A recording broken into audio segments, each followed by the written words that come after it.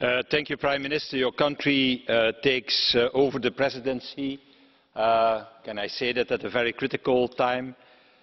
We are just before the European elections, and I have made a little list. The mobility and transport package, the completion of the banking union, the reform of the broken Dublin system, the multi-annual financial framework, where we need an agreement, and last but not least, two Article 7 procedures, one against the Polish government and one launched by this Parliament against Orban. Well, I have to tell you that's a lot on your plate, and I hope one thing for you and for your government is that during your presidency there will not be a third case of Article 7, a case against the Romanian government, because I have to tell you, my impression is that you are not far from that for the moment, by continuing to ignore the opinions of the Venice Commission in a few legislative files that are under discussion in the Romanian Parliament. And I was last time together with a number of colleagues here in Bucharest. I met Mr. Dragnea, who is the leader of your party and the Speaker of the House, and he defended these legislative files and the attitude of your majority by saying, well, the rule of law is a question of subsidiarity. Well, I have to tell you, there are many things in the European Union where a question of subsidiarity, but that is certainly not true for the rule of law. That is not subsidiarity in the European Union. And I have to tell you, I said exactly the same, that same day, also to Mr. Tăriceanu, and he promised me that your government and both parties of your majority will change the proposals and will be fully compliant with the Venice Commission. Moreover, he agreed with me that the Venice Commission would have a second opinion, that once the changes made on the proposals, these proposals will be sent back to the Venice Commission on the restoring of the independence of the judiciary, on the repairing of the criminal code, on the repairing of the criminal procedural code, and on the changing of the NGO law.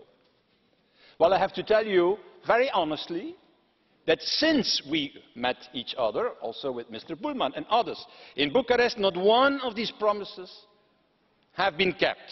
And on the contrary, your government furthers to continue to follow the path of bad practices of other governments like Orban and Kaczynski.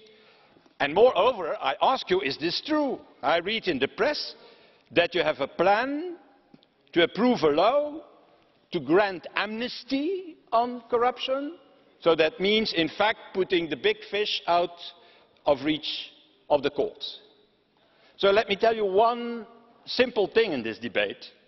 If this would be confirmed, my group in any way, and the whole Liberal family will not go into elections with such partners. We want to side with all new, clean and democratic forces who want to stop corruption, clean up the country and also anti-abuse of the power by the old Secret Service. And that is not criticism towards your country or towards Romanian citizens. It's criticism towards a number of practices of your political majority for the moment. And I think I can be critical towards these practices. I am a honorary citizen of the Romanian Republic.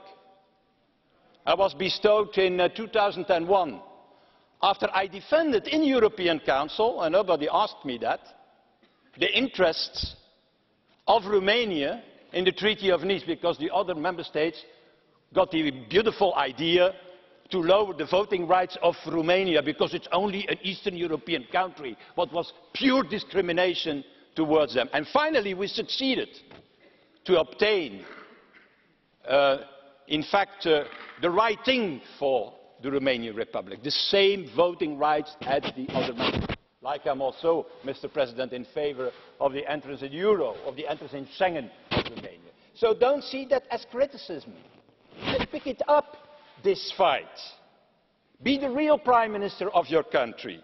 Clean up the mess of the past and do that without compromising, I should say, with the corrupt forces of the present. Thank you.